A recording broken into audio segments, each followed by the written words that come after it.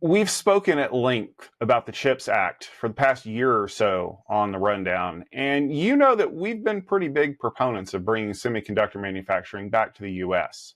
However, the latest news from the federal government isn't quite so rosy. The latest reports say that the current administration is trying to find a way to prevent funding for the act from being disbursed.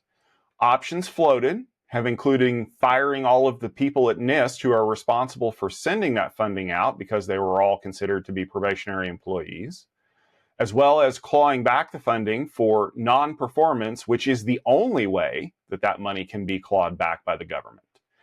Now, that news comes as the administration has said that they are going to place tariffs on TSMC, and TSMC has announced $100 billion worth of investment in chip making facilities here in the US. But the CHIPS Act doesn't just involve TSMC, it involves a number of other industries that were clamoring to get some money from the federal government to offset the large capital gains or capital outlay that was necessary to realize capital gains on chip manufacturing. Stephen, we have talked about this at length, but it just seems like this story keeps taking some very weird turns every week that we hear about it. I want to start off with you.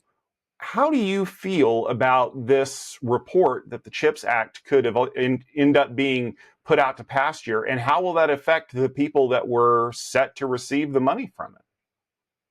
Well, first off, I think that a lot of people were stunned while watching the not a State of the Union address. Yes, it was not a State of the Union address. It was just an address by Trump, where he suddenly lashed out at the CHIPS Act. And among those who were reportedly stunned were the senators and representatives, Republican and Democrat alike, in many of the states where that money was going to be dispersed. In fact, that includes a lot of deep red Republican states that would very much like to receive that funding and have those jobs and have all that stuff built out. Like so many of the other actions of the Trump administration, initially it wasn't clear that this could even happen. But as you mentioned, they've been finding all sorts of clever ways to stop spending in its tracks. I heard about another one where they're setting the maximum transaction value on government credit cards to $1. That's a good way to not cancel the cards, but also, cancel the spending. As you mentioned, having the folks responsible for dispersing the money, firing those, well, that's another way to keep the money from being spent. All of this is really terrible for the economy and terrible for the companies that were planning on building these chips to begin with. And frankly, it's really perplexing because it hurts the very US first anti-China messaging that we've heard from this administration. Essentially, they're shooting themselves in the feet by trying to cancel this CHIPS Act funding. I think that Trump believes, if you listen to the speech and you heard the sort of positioning of this, I think he believes that the companies are going to spend this money anyway. And maybe TSMC gave him that impression by telling him that they were going to invest an additional $100-something billion in chip funding in the US without CHIPS Act funding. But of course, they wouldn't be doing that if it hadn't been for the CHIPS Act funding that they think they already got, that they're waiting to get paid. So is it really without CHIPS Act funding? I would say that overall, this is really puzzling. I don't understand how this makes any sense at all, unless you are an aggrieved person who's mad at the guy who signed that bill and took credit for it, in which case I guess it makes sense. That's about the only way that it makes sense to me. So I'll make a bold statement. It is March the 12th. If this happens, Intel will die. The company will go away, and we will find out that it turns out the CHIPS Act was actually very important after all. I say that because last week on the rundown, we mentioned the fact that Intel's already pushed back the opening of their Ohio fab that they were hoping to get open this year.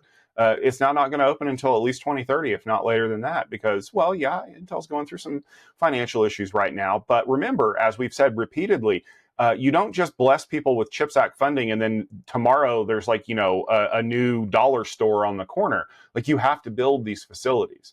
And I get that there's a game of political brinksmanship when it comes to these things. Maybe you don't like the fact that the guy before you was super successful and made things work, and you want everybody to think that you're the one that took credit for it. So maybe what you're going to do is you're going to threaten to cancel that funding, but what you're secretly going to do is renegotiate with all of those other companies to maybe actually give them the money, but you want them to admit that you're the one that did it and not the other guy. I mean, that wouldn't happen, right? Because that's being really stupid with funds that were already allocated legally by a legislative body, and we wouldn't want to violate the Constitution around here because that's bad. We also wouldn't want to do something really, really stupid like court a foreign investor, say a Taiwanese semiconductor manufacturing company, into investing a whole lot of money to build facilities in the U.S. because they face an existential threat being invaded by another foreign country. And then once that construction starts, I don't know, maybe go to them and say, well, if you're already building 50% of your new facilities over here, why don't you move all of them over here so that they can all be in the U.S.? Because I'd hate to cancel any kind of defense pact that I have with your island because you won't do what I say. Again, nobody would do that, right? Like, because that is not the way that normal people should behave in a society. But I'm just saying hypothetically. I'm glad that TSMC kind of stepped up and said, hey, we are going to invest here. But I also know that saying that you're going to invest and actually investing are two completely different things. As we learned, all you got to do is go look up the Foxconn plant in Wisconsin. The other thing, as I mentioned on the Packet Pushers Network break that I recorded with Drew Connery Murray last week, is one of the reasons why TSMC has been so successful over the years is that they have a pipeline from their university system directly to TSMC. So it's like one of those things. You remember how college used to be, right? Like you go there, you get a degree, you make some connections with people in the industry, and then as soon as you get out of college, you have a job lined up waiting for you because you've basically been studying to do that job the whole time. One of the things the CHIPS Act was supposed to provide was that kind of funding for that kind of education. Because I don't know about you, but in a lot of the places where these facilities are being built, they're not exactly known as tech hubs. They're not exactly known for the kinds of education that are required for things like, ultraviolet lithography and stuff like that. So you're going to have to skill those people up, or what you end up with is a whole lot of people that live near the facility where it is now being imported into another country because, well, they're the only people we have that can run these things. And I know that we said we were going to have a lot of jobs for you because that's what the whole point of this act was. But really, if we don't have the money to train them, we don't have a lot of jobs for them. Maybe they can sweep the floors or put things in boxes and do kind of manual labor. But the really smart people are the ones that we're training already. And that is probably the biggest casualty of the CHIPS Act, is to create the kinds of jobs that, quite frankly, Americans want to be doing when they think about where's the openings in the job market. Again, there's a lot of political dimensions to this that unfortunately we can't really separate from this. And we did a great job of reporting on how the CHIPS Act was going to be great for technology when we were covering it last year, when it was politically neutral and aimed at Micron and Samsung and TSMC and Intel and so many other companies. But now it feels like that it's the carrot that's being dangled in front of these companies, and there's a baseball bat headed towards their heads if they don't play well. Some of the argument that I've heard for canceling the CHIPS Act has been around this whole concept of non-performance, essentially that these companies are not delivering what they said that they were going to deliver, and that they're spending all this money, American, taxpayer money, building plants that will never manufacture anything. I wonder about that. First off, I mean, the nature of chip production is that it is a long, long lead time. It takes a lot of investment. It takes a lot of time to build up. And it also depends on sort of the winds of the market. If you are following this, you wonder, for example, which chips are going to be manufactured where. There are rumors that this chip or that chip is manufactured in Arizona or in Ohio or in wherever it is. Is it yet? Is it?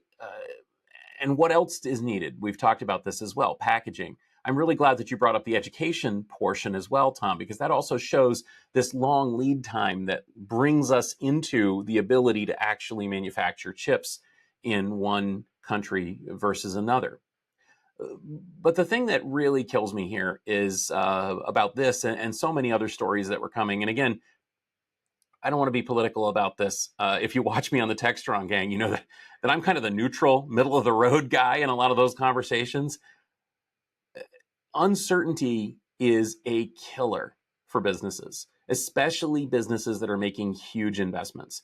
And there, frankly, is no bigger investment on the planet. There is no product on the planet that requires a longer lead time and more money and more input as chip making, especially cutting edge chip making.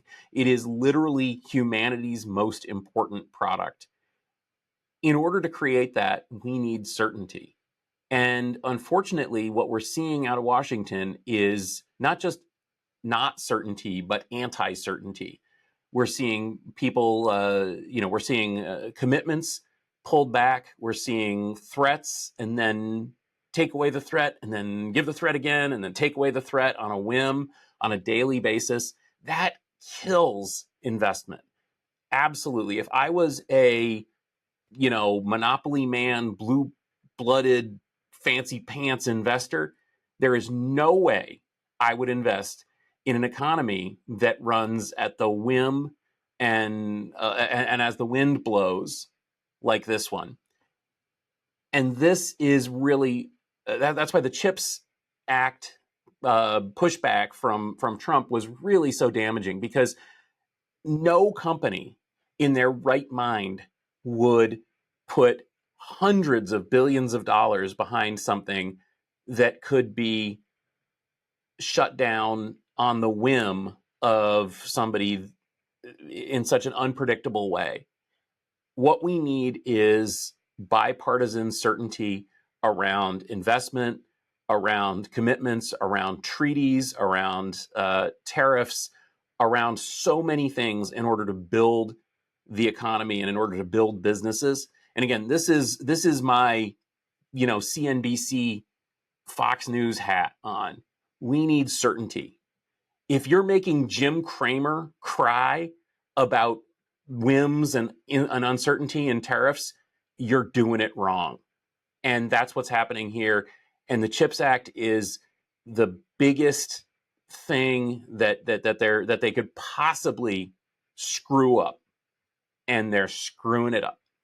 And it's counter to everything that they're saying. It's counter to Trump's stated goals on a global basis. It's counter to what Americans want. It's counter to what the Western world wants. And frankly, it's a terrible, terrible, terrible situation. And